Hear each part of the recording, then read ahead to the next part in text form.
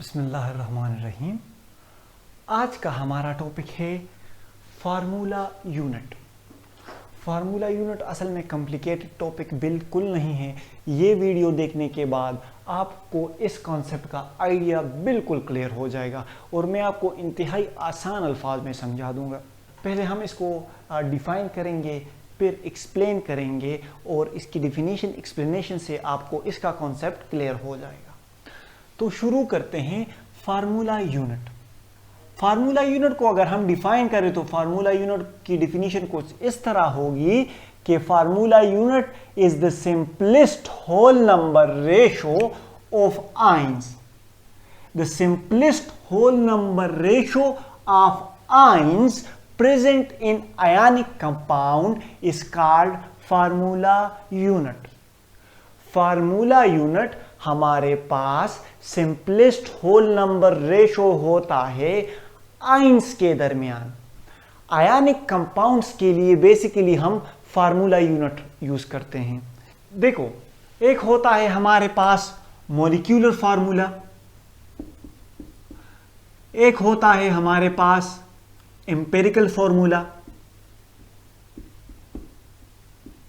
और थर्ड होता है हमारे पास फॉर्मूला यूनिट। ये टर्म्स हम यूज करते हैं। तो molecular formula shows the actual number of atoms present in a molecule of a compound. Formula unit हमारे पास किसी मॉलिक्यूल्स में actual number of atoms show करते हैं।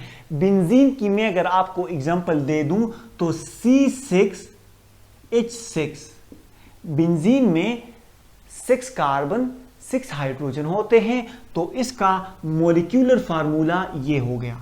जबकि एम्पिरिकल फार्मूला हमारे पास एटम्स के दरमियान simplest whole number ratio show करता है।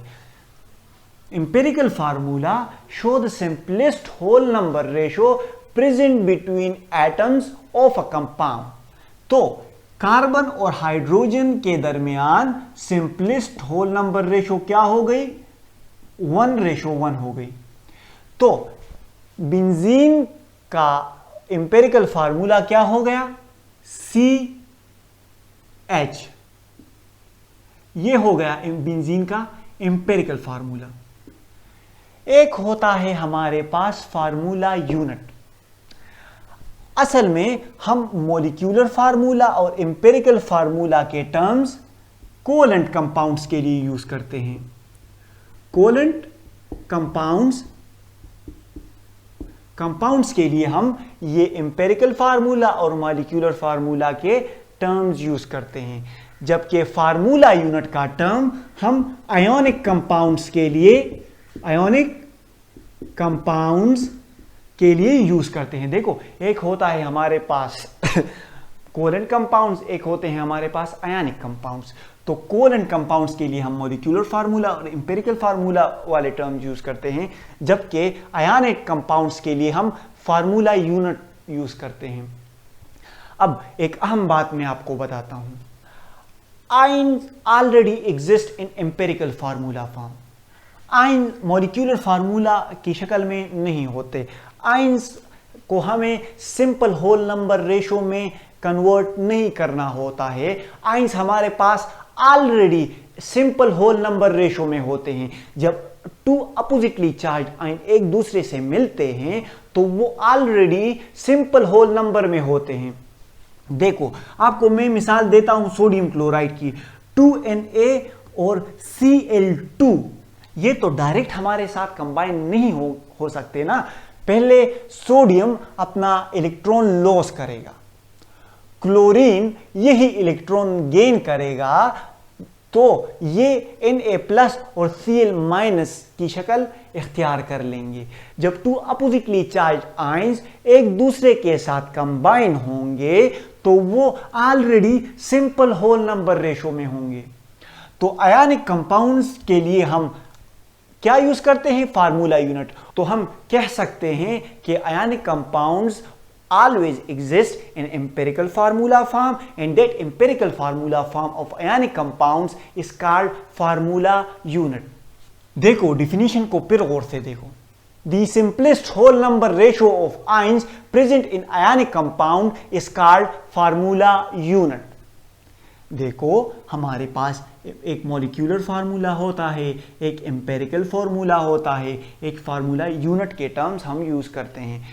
हम फार्मूला, मॉलिक्यूलर फार्मूला और एम्पेरिकल फार्मूला के टर्म्स बेसिकली हम कोवेलेंट कंपाउंड्स के लिए यूज करते हैं, जबकि फार्मूला यूनिट का टर्म हम आयनिक कंपाउंड्स के लिए यूज करते हैं.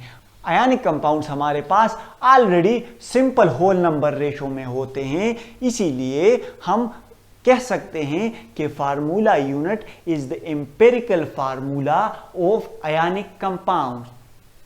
आई होप आपको फार्मूला यूनिट की समझ आ गई होगी. एक्सप्लेनेशन को देखो, अभी आपको और क्लियर हो जाएगा.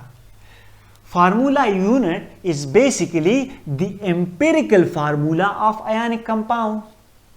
फार्मूला यूनिट हमारे पास एम्पेरिकल फार्मूला, हम कह सकते हैं कि ये आयनिक कंपाउंड्स का एक एम्पेरिकल फार्मूला होता है. Ionic compounds are represented by formula unit. Ionic compounds को हम फार्मूला यूनिट से रिप्रेजेंट करते हैं. देखो सोडियम पॉजिटिव चार्ज है, क्लोरीन नेगेटिव चार्ज है. ये टू अपोजिट चार्ज आयंस एक दूसरे के साथ कंबाइन होके सोडियम क्लोराइड बना लेते हैं, जो कि एक आयनिक कंपाउंड है, जिसको हम एम्पेरिकल फार्मूला भी कह सकते हैं. और इसको हम क्या कहेंगे? इसको हम कहेंगे फार्मूला यूनिट. फार्मूला यूनिट ये है हमारे पास फार्मूला यूनिट.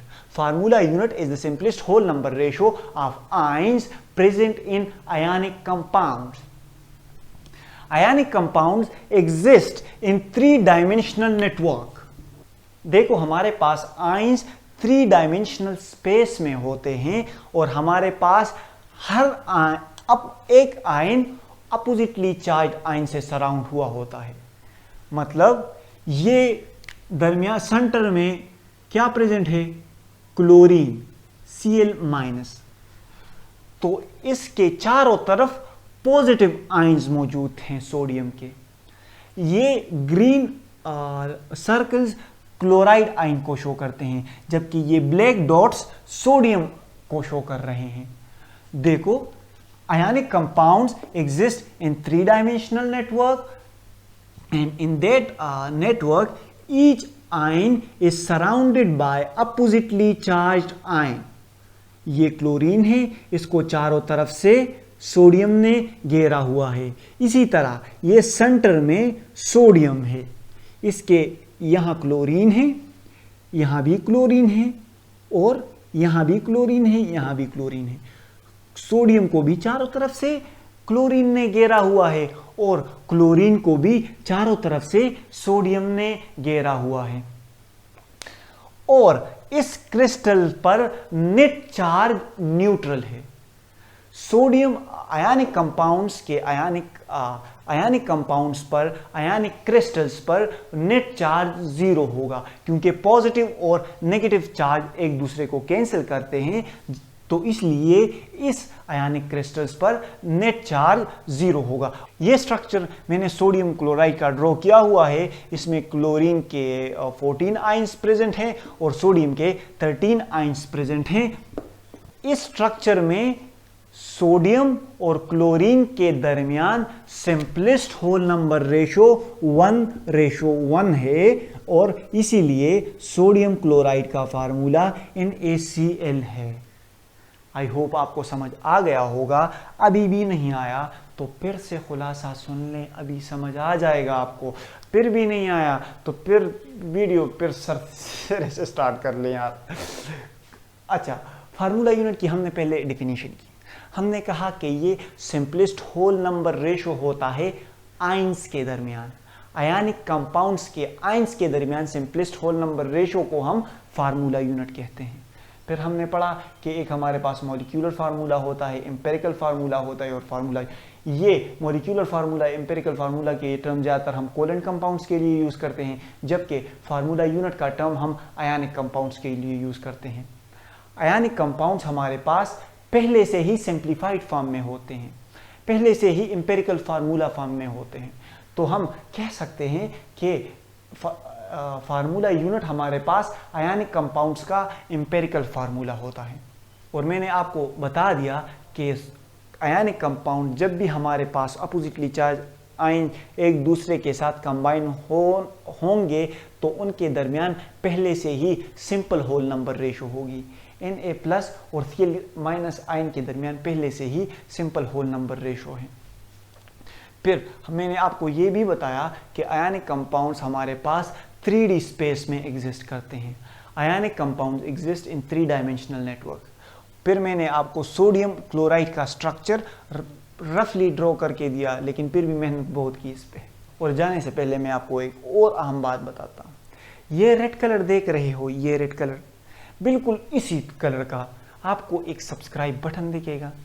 आप वहाँ पर जाके वो सब्सक्राइब बटन दबाओगे, फिर आपको एक नोटिफिकेशन के वो बिल का आइकॉन आएगा, फिर आप वहाँ दबाओगे तो फिर आपको लोग कहते हैं इस तरह के, अगर आप इस तरह कर लें तो फिर ऐसा करने से सवाब होता है। तो सवाब कमाओ, और अगर आप हमें सपोर्ट करेंगे हम और अच्छी अच्छी वीडियोस बनाएंगे।